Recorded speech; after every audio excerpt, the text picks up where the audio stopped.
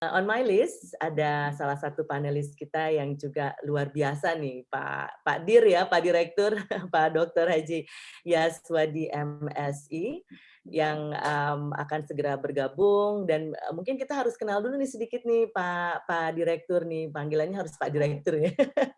Pak Direktur Yaswadi ini kelahiran Tanah Datar 15 Desember dan beliau adalah lulusan S3 dari Ilmu Kependidikan di Universitas Negeri Padang. Beliau juga merupakan Direktur Guru Tenaga Kependidikan Menengah dan Pendidikan Khusus di Ditjen GTK Kemendikbudristek Republik Indonesia. Beliau ini juga seorang guru ya pastinya ya kalau saya tidak salah, dan sebagai pernah menjadi guru SMK dan SMA. Ini pasti pengalaman beliau banyak sekali nih. Pak Direktur, selamat pagi. Selamat pagi Mbak Indah, Bapak Pak Ibu Direktur semua. sehat? Alhamdulillah sehat ya Pak. Terima kasih sudah Alhamdulillah. bergabung, sudah join dengan kita di webinar pagi ini, dan saya yakin akan ada banyak sekali nih hal-hal menarik dan penting yang perlu kita simak dari Bapak. Pak Dir akan segera memaparkan. Silahkan kami berikan waktu dan tempat. Baik, terima kasih Mbak Indah. Bismillahirrahmanirrahim. Assalamualaikum warahmatullahi wabarakatuh. Salam. Om Swastiastu, Namo Buddhaya, Rahayu. Selamat pagi dan salam sejahtera bagi kita semua. Yang terhormat Bapak Nadiem Anwar Makarim, Menteri Pendidikan, Kebudayaan, Riset dan Teknologi Republik Indonesia. Yang terhormat Bapak Budi Gunadi Sadikin, Menteri Kesehatan Republik Indonesia. Yang terhormat Ibu Susi Sukaisi, Koordinator Komunitas Sidina Merdeka Belajar bersama dengan jajaran pengurus. Yang saya hormati Ibu-Ibu narasumber hebat pada kesempatan ini, terkhusus kepada Mbak Indah Nuria Safitri sebagai moderator. Pertama, Bapak dan Ibu, mengucapkan terima kasih, apresiasi kepada komunitas Sidina Merdeka Belajar atas undangan dan kesempatan berbagi informasi tentang adaptasi pendidikan anak dengan semangat merdeka belajar. Peran orang tua dalam mengoptimalkan kecerdasan anak secara holistik. Sebelumnya kepada Ibu Susi, mohon maaf dari Bapak Dirjen, guru dan tenaga pendidikan yang dalam hal ini berhalangan hadir karena beliau dalam perjalanan dari Roma ke Indonesia, itunya Bapak Dr. Iwan Syahril PhD. Mohon izin saya mewakili beliau. Moga-moga nanti ada beberapa poin yang bisa saya sampaikan sekaligus kita diskusikan. Ibu-ibu yang saya hormati, pertama saya perlu menyampaikan, saya adalah bagian daripada pelaku, yaitu sebagai orang tua. Dan saat sekarang ini Mbak Indah, saya sudah berstatus sebagai kakek. Karena umur saya ini sudah 58 tahun Mbak Indah ya. Jadi sangat menarik sekali ya, peran orang tua dalam mengoptimalkan kecerdasan anak secara holistik. Satu kata kunci pengantar awal Bapak dan Ibu. Loving children. Cinta kasih adalah modal dalam rangka mengoptimalkan potensi anak-anak kita. Pengantar awal ini Bapak dan Ibu, moga-mogaan kita sebagai orang tua selalu memberikan. Saya punya pengalaman menarik Mbak Fitri, anak saya sendiri. Saya punya 3 orang anak. Yang kedua Bapak dan Ibu, jujur saja, ada kendala. Kendala di kecerdasannya, kemampuan verbalnya. Tetapi Bapak dan Ibu berkat semangat, kasih sayang yang kita berikan, anak kita tumbuh kembang dengan baik, malah menjadi anak kebanggaan kita. Kata kuncinya adalah berikan loving children. Bagaimana kita memberikan nuansa kasih sayang yang objektif. Sapaan dan pujian-pujian yang sederhana sangat diharapkan oleh anak tersayang kita Bapak dan Ibu. Apresiasi dan ucapan terima kasih atas satu kerja positifnya selalu kita berikan. Ternyata dampaknya signifikan dalam rangka mengembangkan potensi anak didik kita. Ibu Indah, mohon izin saya ada beberapa slide. Bisa dibantu melalui operator? Silakan Pak Direktur. Bisa dibantu Mungkin, Pak? mohon dibantu oleh panitia. Iya, it's coming. Oke. Bapak dan Ibu yang saya hormati, adaptasi pendidikan anak dengan semangat merdeka belajar. Tadi Bapak Menteri sudah menyampaikan kata-kata kuncinya. Lanjut kepada slide selanjutnya. Oke, Bapak dan Ibu. Pendidikan menurut Ki Hajar Dewantara adalah pendidikan yang memerdekakan. Ini konsep awal Bapak dan Ibu. Konsep pendidikan Ki Hajar Dewantara adalah pendidikan yang memerdekakan. Tujuan dari pendidikan adalah kemerdekaan. Merdeka berarti setiap orang bisa memilih menjadi apa saja. Dengan catatan, adanya penghargaan terhadap kemerdekaan yang dimiliki orang lain. Saya ulang kembali Bapak. Merdeka berarti setiap orang bisa memilih menjadi apa saja. Dengan catatan, adanya penghargaan terhadap kemerdekaan yang dimiliki oleh orang lain. Pendidikan yang memerdekakan Bapak dan Ibu ini dapat kita lihat dalam 3 semboyan. Ki Hajar Dewantara menyampaikan, marilah kita sebagai orang tua berperan sebagai Ingarso Sungtolodo di depan memberikan contoh. Ing Madio Mangongkarsa di tengah memberikan semangat. Tudhuri Handayani di belakang memberikan dorongan. Pertanyaan pertama Bapak dan Ibu dalam forum ini. Apakah kita sudah menjadi teladan bagi anak kita sebagai orang tua? Apakah Bapak dan Ibu kita sudah memberikan semangat kepada anak-anak tersayang kita? Apakah kita selalu memberikan dorongan dan kesempatan untuk maju dan berkembang? Dengan kesibukan yang begitu banyak Bapak dan Ibu. Bagaimana kita memunculkan 3 semboyan ini dalam aktivitas. Mengoptimalkan potensi anak kita adalah suatu keharusan. Tidak bisa terwakilkan Bapak dan Ibu. Untuk itu kepada kita semua, terkhusus ibu-ibu muda, ibu-ibu yang hadir pada kesempatan ini, semboyan daripada Ki Hajar Dewantara ini adalah modal awal dalam rangka bagaimana mewujudkan pendidikan yang memerdekakan. Lanjut kepada slide ketiga. Mereka belajar Bapak Ibu, konsep ini sudah disampaikan oleh Bapak Menteri kita. Pendidikan berkualitas bagi seluruh rakyat Indonesia. Pak Menteri tadi menyampaikan Bapak dan Ibu, kolaborasi Mbak Indah adalah suatu keharusan. Tidak selesai oleh Kementerian Pendidikan, Kebudayaan, Riset, dan Teknologi saja. Tetapi pendidikan yang pertama diutama Bapak Ibu ada di keluarga. Ini yang harus kita diskusikan Mbak Indah. Sejauh mana peran orang tua dan orang dewasa, bukan cuma orang tua Mbak Indah, yang ada di rumah berperan memberikan perhatian, memberikan bimbingan, asuhan kepada anak. Untuk itu Bapak dan Ibu, pertanyaan ini harus kita jawab bersama. Lalu Bapak dan Ibu, guru di sekolah sudah pasti. Institusi pendidikan sangat banyak sekali Bapak dan Ibu. Dunia usaha, dunia industri, masyarakat secara umum. Ini harus kita bangun dengan kolaborasi. Seluruh pemangku kepentingan Bapak dan Ibu, ini sebelah kiri, termasuk anak atau peserta didik itu sendiri. Kembali dulu ke atas, mohon maaf ya. Menjadi agen perubahan, Mbak, serta memberikan pengaruh dan dukungan sepenuhnya. Makanya peserta didik itu Bapak Ibu adalah subjek. Dia sebagai agen perubahan. Banyak hal positif yang kadang-kadang Bapak dan Ibu kurang kita amati. Ternyata potensi-potensi itu Bapak dan Ibu kalau kita amati. Luar biasa sekali Bu Indah. Dia sederhana dalam berperilaku. Tapi kalau kita amati, dia sangat simpel dan efektif Bapak dan Ibu. Di sinilah Bapak dan Ibu kita harus memberikan perhatian. Makanya pembelajaran Bapak dan Ibu harus selalu berorientasi kepada anak. Mas Menteri selalu mengatakan berorientasi kepada anak, berorientasi kepada anak. Anak perlu mendapatkan perhatian Bapak dan Ibu. Layanan yang optimal di rumah, di sekolah, dan di tengah masyarakat. Dan pastikan Bapak dan Ibu. Anak adalah amanah. Anak adalah aset Bapak dan Ibu. Bukan cuma aset bagi orang tua, tapi adalah aset bangsa. Untuk itu apa? Kita sebagai orang tua bertanggung jawab Bapak dan Ibu memberikan ruang dan kesempatan kepada anak untuk mendapatkan pendidikan yang layak dan berkualitas. Ada 3 indikator di sini Mbak Indah yang harus menjadi perhatian kita Merdeka Belajar. Sekolahkan anak Indonesia. Harapannya angka partisipasinya tinggi. Apakah itu wajib belajar 9 tahun, 12 tahun, dan juga untuk mahasiswa Bapak dan Ibu.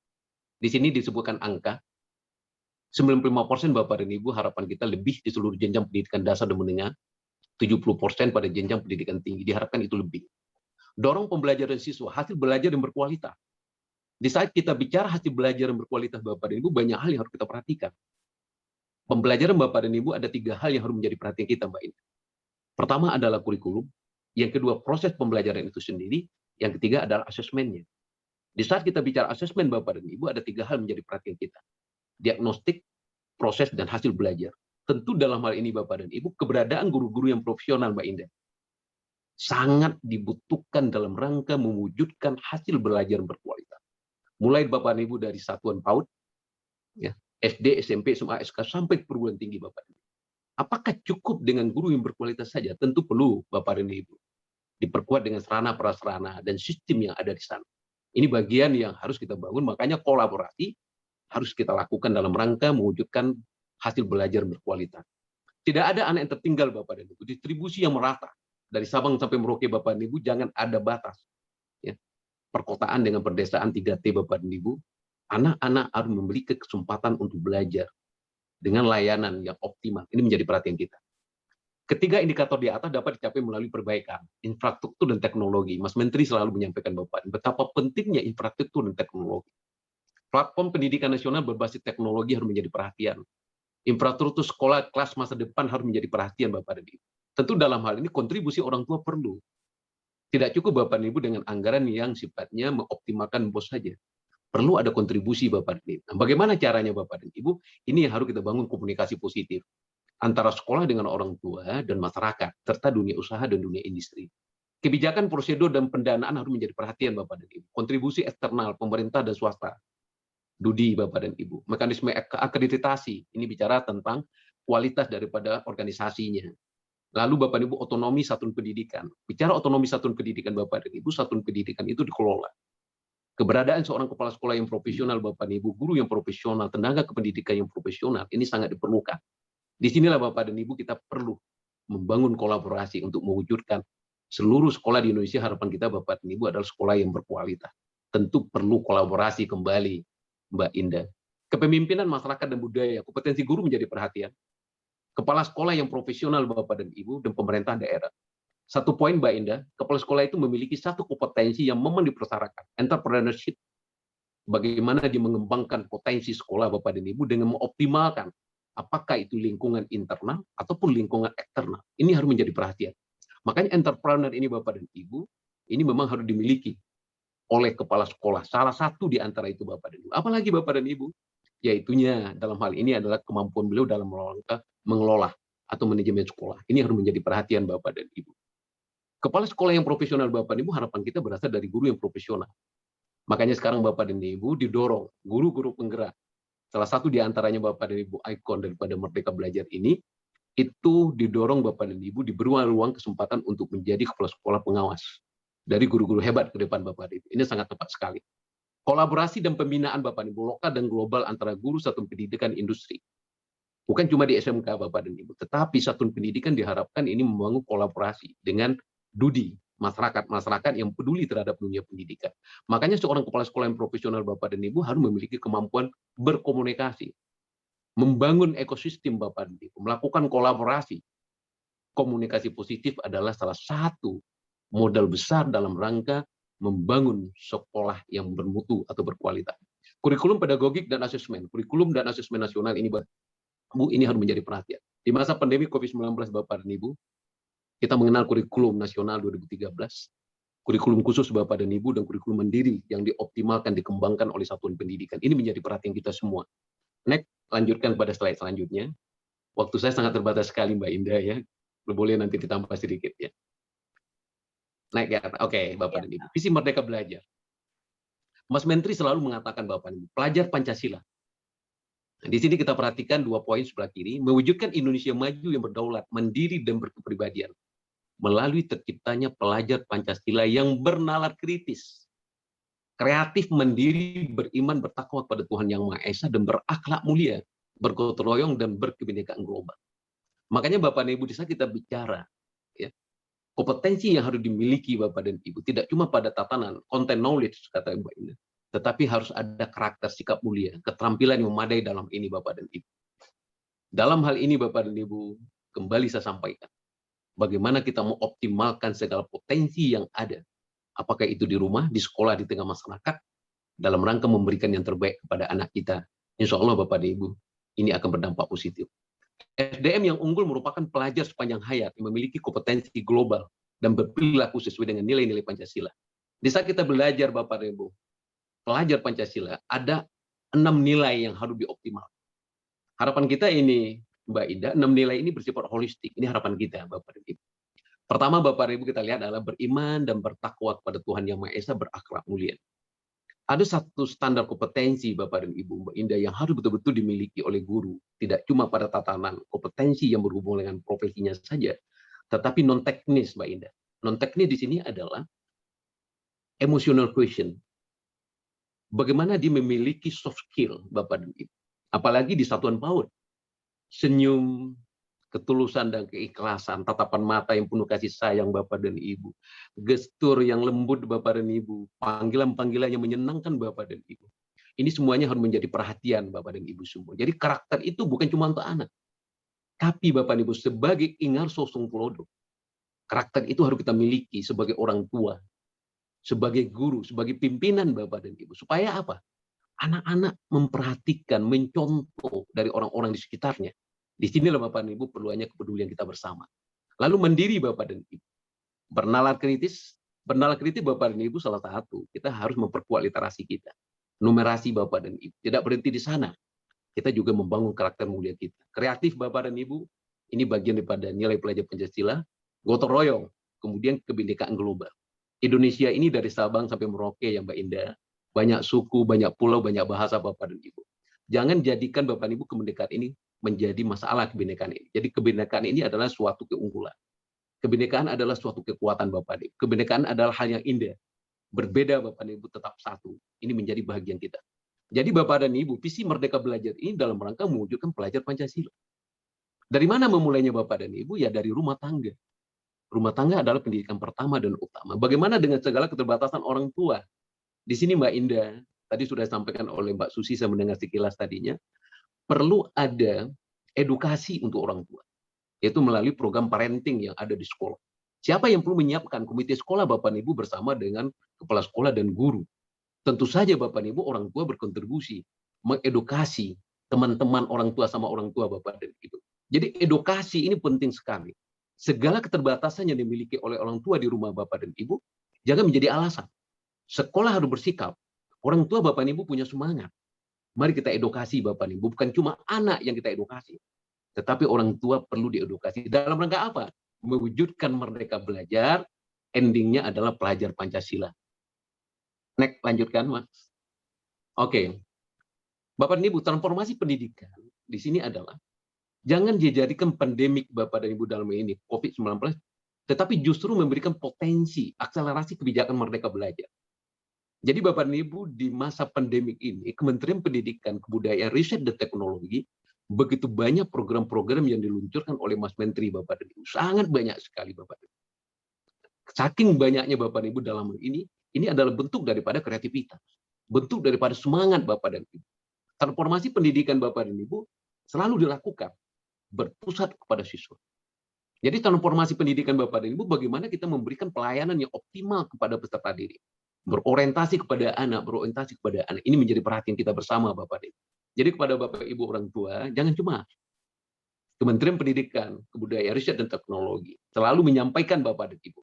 Transformasi pendidikan berpusat pada anak, berpusat pada anak, berpusat pada anak. 3 kali Mas Menteri menyampaikan Bapak dan Ibu. Saking pedulinya dan perlu menjadi perhatian anak. Karena anak adalah sebagai amanah dan juga sebagai aset Bapak dan Ibu.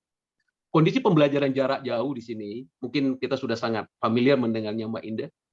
Learning loss Bapak dan Ibu, ini adalah kekhawatiran yang sangat besar sekali. Banyak kajian-kajian dari mitra Bapak dan Ibu, mitra pembangunan yang ada di Kementerian Pendidikan, Kebudayaan, Riset, dan Teknologi, apakah itu dari UNESCO, UNICEF Bapak dan Ibu, masuk inovasi, ternyata PJJ ini Bapak dan Ibu, itu tidak efektif untuk dilanjutkan. Kalau dilanjutkan Bapak dan Ibu, yang terjadi salah satu adalah learning loss. Capaian belajar anak kita itu relatif rendah Bapak dan Ibu. Di satu sisi Bapak dan Ibu, profesional daripada guru juga tidak semuanya memahami bagaimana menggunakan IT dalam rangka sebagai tool untuk pembelajaran. Di satu sisi orang tua Bapak dan Ibu juga punya keterbatasan. Bukan cuma pada tatanan profesionalnya, tetapi juga keterbatasan Bapak dan Ibu dari segi kemampuan ekonomi, pendidikan, dan sebagainya. Ini harus menjadi perhatian kita.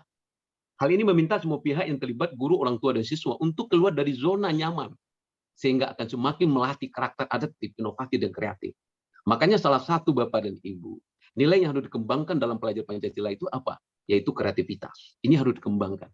Jangan ada kekhawatiran Bapak dan Ibu, ya, segala keterbatasan itu, dengan adanya bernalar kritis, muncul kreativitas dan inovasi Bapak dan Ibu, banyak hal yang bisa dilakukan.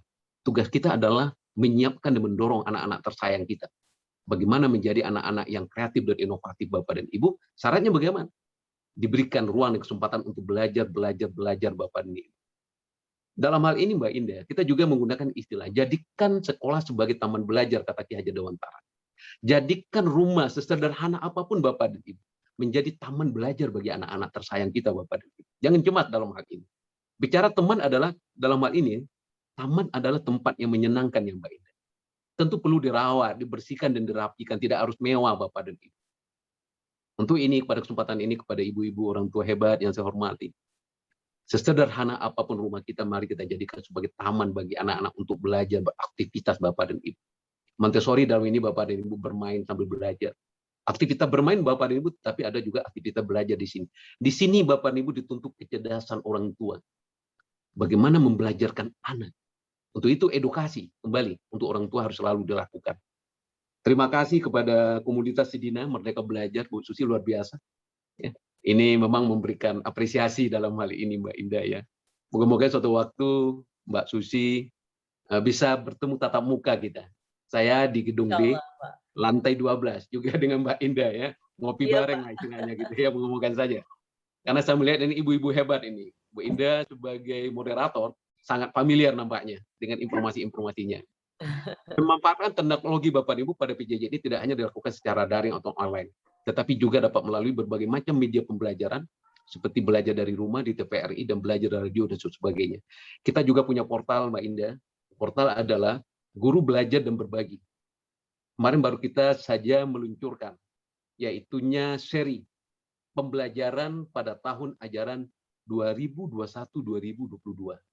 Alhamdulillah, di dalam peluncuran itu hadir lebih kurang partisipan, yaitunya 10.000 Mbak Indah. Apa maknanya? Kementerian Pendidikan, Kebudayaan, Riset, dan Teknologi, terutama dalam hal ini adalah Direktorat Jenderal Guru dan Tenaga Kependidikan. Dalam hal ini dipimpin oleh Bapak Iwan Sahril, PSD. Kita selalu Bapak dan Ibu memberikan ruang dan kesempatan kepada guru-guru, kepada masyarakat, kepada pelajar Bapak dan Ibu untuk selalu belajar. Makanya portal dalam hal ini, Guru Belajar dan Berbagi, itu terbuka kesempatan untuk bisa dijadikan acuan, mendapatkan informasi-informasi, syaratnya memang harus memiliki SIM PKB dalam hal ini, Bapak. Merdeka Belajar merupakan pemulaan dari gagasan untuk memperbaiki sistem pendidikan nasional. Sedina nampaknya sudah memulai, ini konsepnya bagus sekali, yang terkesan menonton dan untuk menciptakan suasana belajar yang bahagia bagi siswa. Mbak Indah, bukan cuma mewujudkan manusia seutuhnya saja tujuan pendidikan nasional kita, tetapi ada tujuan yang sangat mulia, Mbak Indah, yaitunya student well-being. Bagaimana mewujudkan anak-anak yang happy, bahagia, Bapak dan Ibu. Memiliki multi kecerdasan. Di satu sisi Bapak dan Ibu, dia bahagia, dia happy, bahagia di rumah, bahagia di sekolah, di tengah masyarakat Bapak dan Ibu. Kebahagiaan ini Bapak dan Ibu adalah merupakan tujuan besar yang harus diwujudkan di dalam konsep Merdeka Belajar. Student well-being Bapak dan Ibu. Tentu saja diawali dengan school well-being. Bagaimana sekolah itu Bapak dan Ibu menjadi sekolah yang bersih, ramah lingkungan Bapak dan Ibu. Guru-guru hebatnya ada di sana, perhatiannya Bapak dan Ibu, layanannya selalu berpusat kepada siswa. Lanjutkan. Slide selanjutnya. Mohon, Oke, saat ini peran guru dan sekolah Bapak dan Ibu tidak cuma sebatas sebagai pendidik pengajar saja Bapak dan Ibu, pendamping, tetapi menjadi fasilitator Bapak, memfasilitasi, memberikan ruang dan kesempatan kepada anak untuk bisa dikembangkan potensi dirinya Bapak dan Ibu. Makanya sekarang ini Bapak dan Ibu, melalui guru penggerak, bagaimana guru-guru hebat itu Bapak dan Ibu, dia bisa lebih memaksimalkan potensi anak. Karena pembelajaran itu Bapak dan Ibu, pesannya dalam Merdeka Belajar harus selalu berorientasi pada anak. Layanan pendidikan berbasis daring muncul di mana-mana. Akses pembelajaran dapat diperoleh dari berbagai sumber Bapak dan Ibu. Tinggal sekarang ini mau atau tidak kita. Mengakses begitu banyak informasi Bapak dan Ibu. Tidak cuma cetak Bapak dan Ibu. Sangat banyak informasi-informasi yang soft Bapak dan Ibu. Yang berbasis IT. Untuk itu Bapak dan Ibu, kepada ibu-ibu, tolong ruangkan waktu untuk selalu memberikan kesempatan untuk diri Bapak dan Ibu belajar. Belajar berdiskusi. Di sini komunitas Sidina Bapak dan Ibu sudah membuka ruang. Sekali lagi terima kasih. Konsep Merdeka Belajar dapat diartikan bahwa pendidikan dapat dilakukan dalam beragam waktu dan tempat. Proses belajar bukan hanya di ruang kelas, namun dapat diciptakan proses pembelajaran yang tak terbatas oleh ruang dan waktu, termasuk di rumah. Jadikan lingkungan sebagai sumber belajar dalam hal ini Mbak Indah. Jadi filosofi kurikulum 2013, lingkungan sebagai sumber belajar Bapak dan Ibu. Dan jadikan lingkungan itu Bapak Ibu menjadi taman belajar, kata Ki Hajar Dewantara. Tempat yang aman dan nyaman untuk melakukan aktivitas belajar. Lanjutkan. Oke. Tantangan Bapak dan Ibu, ini menjadi perhatian kita Mbak Indah. Mendampingi anak belajar dari rumah, sedangkan orang tua tetap harus mengerjakan pekerjaan, merupakan tantangan tersendiri. Saya memberikan apresiasi kepada Mbak Susi, tadi ada pertanyaan dari Mbak Indah, dalam kesibukan yang begitu padat di komunitas, apa yang bisa diberikan kepada anak-anak? Luar biasa Bapak dan Ibu, perhatian kepada anak tidak tertinggal. Tetapi di satu sisi komunitas ini harus kita kembangkan. Poin ini Bapak dan Ibu, ini perlu manajemen waktu. Ini perlu dikelola Bapak dan Ibu dengan baik. Tetapi satu kata kunci Bapak, anak adalah sebagai amanah dan aset. Ini harus menjadi perhatian pertama sebagai orang tua Bapak dan Ibu. Mbak Indah, saya punya 3 orang anak dan punya 1 cucu hari ini. Makanya saya sebagai pelaku Bapak dan Ibu, ini sangat mengasihkan kalau diskusikan. Perlu diingat bahwa orang tua di rumah bukan untuk menggantikan semua peran guru di sekolah.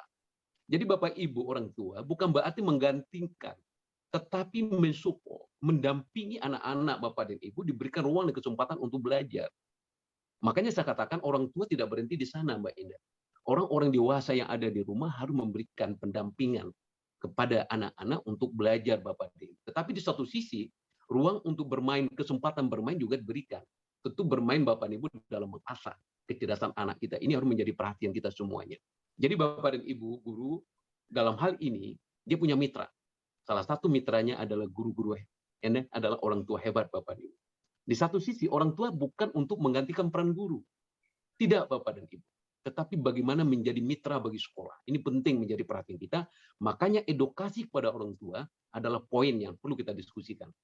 Orang tua harus membantu menumbuhkan pola pikir kritis pada anak-anaknya.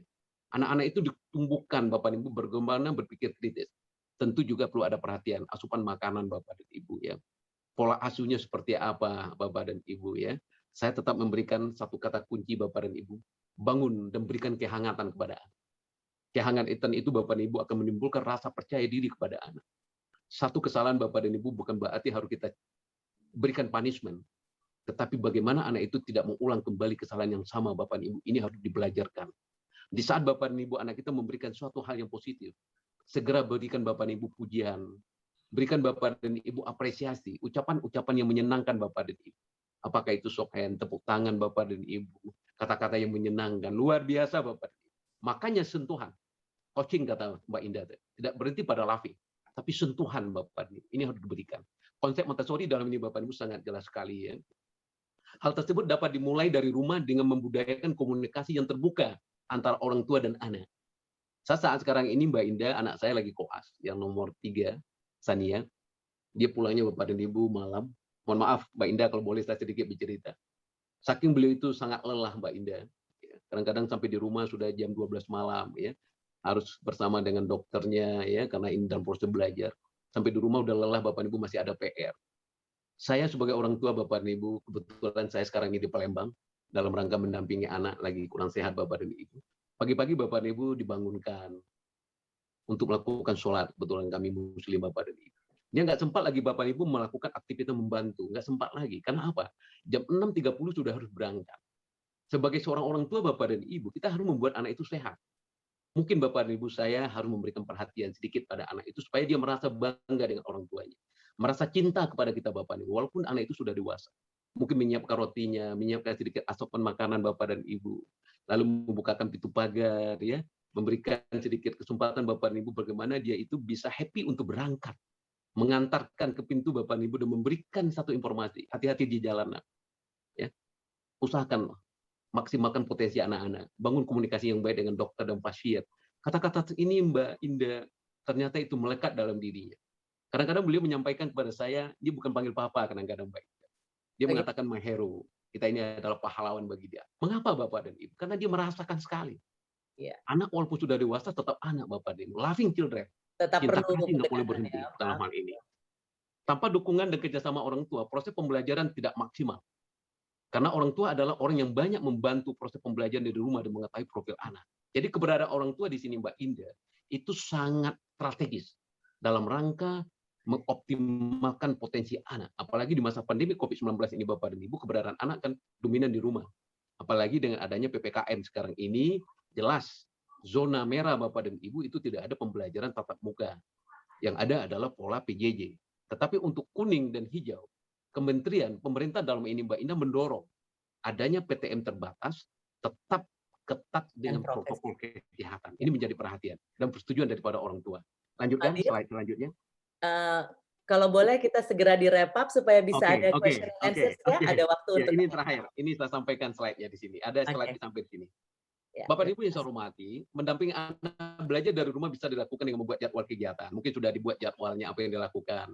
Ide-ide kegiatan apa saja yang harus dilakukan Bapak dan Ibu sehingga anak itu merasa happy ada di rumah, termotivasi untuk belajar Bapak dan Ibu ya. Komunikasi positif saat memulai aktivitas Bapak Ibu menjadi perhatian. Next slide yang terakhir ini. Dia ada poinnya sini. Ingatkan waktu Bapak dan Ibu, kapan belajar, kapan beribadah, kapan refleksi Bapak dan Ibu ini perlu menjadi perhatian. Introspeksi Bapak dan Ibu. Ingatkan diri kita masing-masing, orang tua bukan orang yang serba tahu segalanya. Respon seperti ini bisa juga untuk orang tua katakan kepada anak, maaf ayah bunda belum punya jawaban untuk pertanyaan itu. Sekarang mari kita cari bersama jawabannya dan kita diskusikan bersama. Ini penting sekali musyawarah diskusi ini Bapak dan Ibu, bagian daripada refleksi. Refleksi di sini Bapak dan Ibu bantu anak untuk melakukan refleksi tentang apa yang sudah dikerjakan. Lakukanlah refleksi dengan anak dalam aktivitas santai, misalnya sambil ngobrol di ruang keluarga, menjelang tidur dan saat makan malam. Dengarkanlah cerita mereka, pujilah capaian anak-anak hari ini, dan berikan komentar atau saran jika diperlukan. Slide, terima kasih. Lanjut saja lampaui. Lanjut kepada, coba slide terakhir. Tolong yang terakhir. Terus yang terakhir. Terus. Karena waktu Bapak dan Ibu ini. Serentak bergerak wujudkan merdeka belajar. Kolaborasi adalah solusi cerdas dalam rangka mewujudkan pembelajaran yang berkualitas untuk memberikan layanan optimal kepada anak-anak tersayang kita. Terima kasih, saya kembalikan kepada Mbak Indah. Mohon maaf kalau ada yang tidak di tempatnya. Wassalamualaikum warahmatullahi wabarakatuh. Waalaikumsalam warahmatullahi wabarakatuh. Terima kasih banyak Pak Dir, ini banyak sekali informasi penting, tips-tips juga untuk kita yang pasti akan sangat bermanfaat. Dan jika berkenan nanti mudah-mudahan bisa di-share mungkin materinya ya Pak Dir. Ada beberapa pertanyaan juga dari teman-teman apakah bisa mendapatkan materi tersebut. Yang pasti saya catat. Sangat dibolehkan Mbak Indah, sangat dibolehkan. Ya, terima kasih Pak Dir. Pentingnya kolaborasi, kemudian menjadi agent of change ya Pak ya, ada perubahan, dan tentu saja lingkungan sebagai taman belajar. Ya, betul. Itu juga menjadi pusat perhatian dari kita semua. Ada banyak sekali pertanyaan Pak Dir. Ini saya lagi coba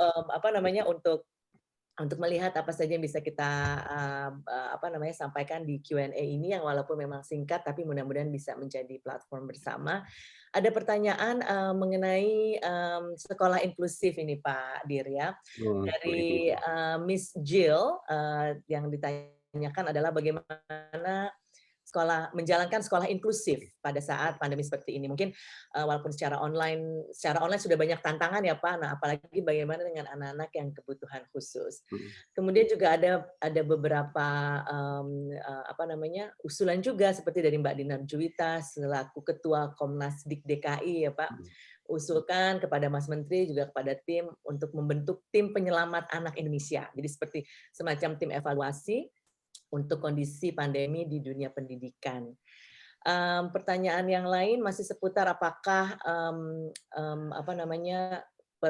pertemuan tatap muka menjadi pilihan yang bijak dalam arti di tengah situasi pandemi yang masih penuh tantangan ini, Pak.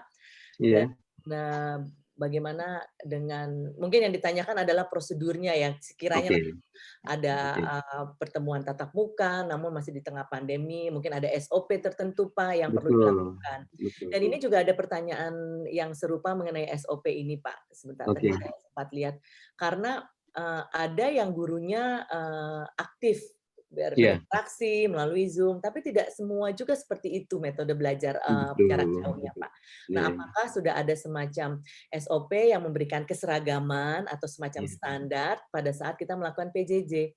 Saya juga ibu dari 2 anak, Pak, yang sudah full melakukan PJJ sejak awal pandemi ini. Jadi mungkin itu pertanyaan seri pertanyaan pertama. Nanti sekiranya ada waktu kita bisa lanjutkan, sekiranya tidak nanti kita akan sampaikan ke Bapak. Silakan Pak Dir. Terima kasih Ibu Mbak Indah dan ibu-ibu yang bertanya. Ini pertanyaan sangat menarik sekali. Bapak Ibu yang saya hormati, Di saat kita bicara adalah pada tatanan pendidikan inklusif, di awal saya katakan merdeka belajar Bapak dan Ibu, berikan ruangan dan kesempatan kepada semua anak, termasuk dalam hal ini Bapak dan Ibu, anak yang punya keterbatasan. Berikan kesempatan untuk dapat layanan pendidikan yang menyenangkan. Kami baru saja melakukan ini peluncuran, Mbak Indah, dalam rangka panduan pembelajaran tahun ajaran 2021-2022. Ada satu narasumber hebat kita, itu Ibu Darmayanti. Beliau adalah kepala sekolah khusus atau SLB di Balikpapan. Ada satu poin Bapak dan Ibu, segala keterbatasan anak-anak Bapak dan Ibu dalam tatanan normal, banyak kendalanya Bapak dan Ibu. Apalagi pada tatanan anak-anak yang dalam ini punya hambatan keterbatasan. Poinnya di sini Mbak Indah, bukan pendampingan belajar, tetapi adalah terapi belajar. Prinsip terapi belajar di sini Bapak dan Ibu memang dilakukan pendampingan. Karena gurunya cukup di sana, satu orang guru Bapak dan Ibu mendampingi satu orang anak pada spektrum Bapak dan Ibu, memang permasalahannya, keterbatasannya itu menengah sampai dengan tinggi. Tetapi pada posisi Bapak dan Ibu keterbatasannya relatif itu adalah sedang ke bawah, itu satu orang guru mendampingi 2-3 orang anak. Apa yang harus dilakukan? Yaitunya asesmen diagnostik. Apa yang menjadi kendala utama dari anak ini Bapak dan Ibu? Ini harus menjadi perhatian kita. Selama ini Mbak Indah, asesmen dilakukan oleh guru adalah pada proses dan hasil. Lupa melakukan asesmen diagnostik sebelum merencanakan suatu pembelajaran. Untuk itu Bapak dan Ibu, pertanyaan ini sangat menarik sekali. Pendidikan inklusif Bapak dan Ibu sebetulnya dalam ruang yang lebih makro adalah pendidikan untuk semua. Ini yang dikembangkan oleh UNESCO sekarang ini Bapak dan Ibu. Tetapi di satu sisi kita memberikan batasan Bapak dan Ibu, pendidikan inklusif baru sebatas seakan-akan itu anak yang berkebutuhan khusus. Ke depan Bapak dan Ibu ini harus menjadi perhatian kita. Sehingga di samping kita mengenal ada SLB hari ini, Kementerian juga sudah memiliki yaitu SPPI Mbak Indah, Sekolah Penyelenggara Pendidikan Inklusif. Siapa yang mengajar Bapak dan Ibu, siapa yang mendampingi, itu disebut dengan GPK, Guru Pendamping Khusus. Ini yang disiapkan oleh Kementerian Pendidikan Kebudayaan, Riset dan Teknologi. Ada 31.000 sekolah Bapak dan Ibu di Indonesia yang berstatus sebagai sekolah penyelenggara pendidikan inklusif. Anak-anak yang spektrum kendalanya Bapak dan Ibu itu relatif menengah ke bawah, itu bisa diterima di SPPI. Siapa yang mendampingi? Yaitu guru pendamping khusus, didampingi juga guru pendamping khusus oleh guru pendidikan khusus. Sehingga setiap zona Bapak dan Ibu diharapkan di kecamatan itu ada satu guru pendidikan khusus. Ini yang belum terpenuhi semuanya Mbak Indah. Tetapi pertanyaan daripada Ibu kita tadi, satu poin besar dalam pendidikan inklusif adalah akseptabilitas. Terimalah anak itu dengan kasih sayang, dengan tangan terbuka. Makanya Bapak dan Ibu kita mendorong kepala sekolah, orang tua murid di sekolah reguler Bapak dan Ibu, teman sebayanya harus bisa menerima. Ini yang perlu kita edukasi. Akseptabilitas Bapak dan Ibu. Tidak berhenti pada akomodasi sarana dan prasarana saja. Tidak berhenti pada profesional guru. Tetapi yang paling utama adalah bagaimana kita bisa menerima dengan legowo Mbak Indah. Anak ini adalah amanah. Anak ini adalah aset.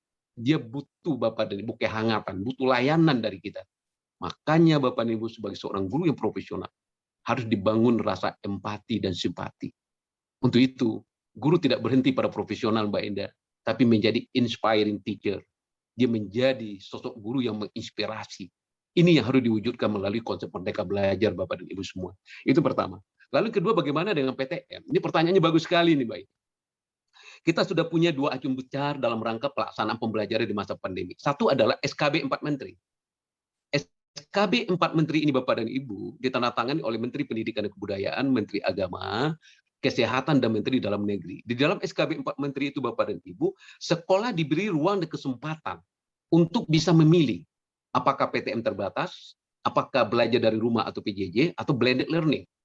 Dengan catatan, keputusannya itu harus berdasarkan peta zona COVID. Merah jelas tidak boleh ada aktivitas PTM terbatas. Tetapi kuning dan hijau itu dibolehkan Bapak dan Ibu PTM terbatas. Ketat dengan protokol kesehatannya. Ini harus menjadi perhatian kita. Tidak berhenti di sana, Mbak Indah.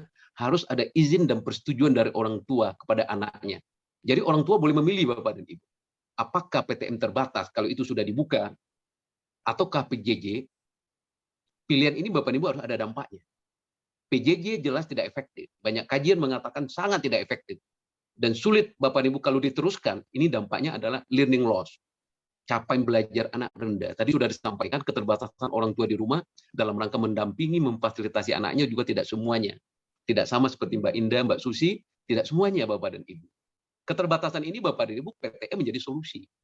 PTM-nya adalah PTM terbatas. Anak cuma bisa Bapak dan Ibu maksimal 50%. Dengan jarak Bapak dan Ibu tempat duduk minimal 1,5 meter, itu minimal. Orang tua tidak boleh ada di lingkungan sekolah, mengantar cuma sampai pagar. Makanan dibawa dari rumah Bapak dan Ibu. Seluruh fasilitas protokol kesehatan harus tersedia. Checklist-nya jelas Bapak dan Ibu. Kalau itu belum tersedia di sekolah Bapak dan Ibu, jangan lakukan PTM terbatas. Itu akan berisiko. Mas Menteri selalu menyampaikan. Terima kasih. Baik. Terima kasih banyak Pak Dir. Ini sebenarnya memang masih banyak, tapi waktu kita yang membatasi dan kita masih punya beberapa narasumber lainnya. Namun kami akan kumpulkan pertanyaan-pertanyaan dari ibu-ibu, kemudian nanti akan kita relay ke Bapak, mudah-mudahan nanti bisa ditindaklanjuti. Sekali lagi terima kasih Pak, banyak sekali informasi penting dan juga kami berharap selalu sehat ya Pak, supaya bisa terus melanjutkan visi misinya, sama-sama kita benar-benar menerapkan gerakan Merdeka Belajar ini dan mendapat manfaat yang maksimal dari itu. Doakan kami Pak, peran sebagai orang tua, juga sebagai kakek ya Pak ya, sebagai nenek, sebagai seluruh komponen masyarakat bisa membantu tercapainya cita-cita mulia kita ini. Terima kasih Pak Dir, dan mohon izin berikutnya saya akan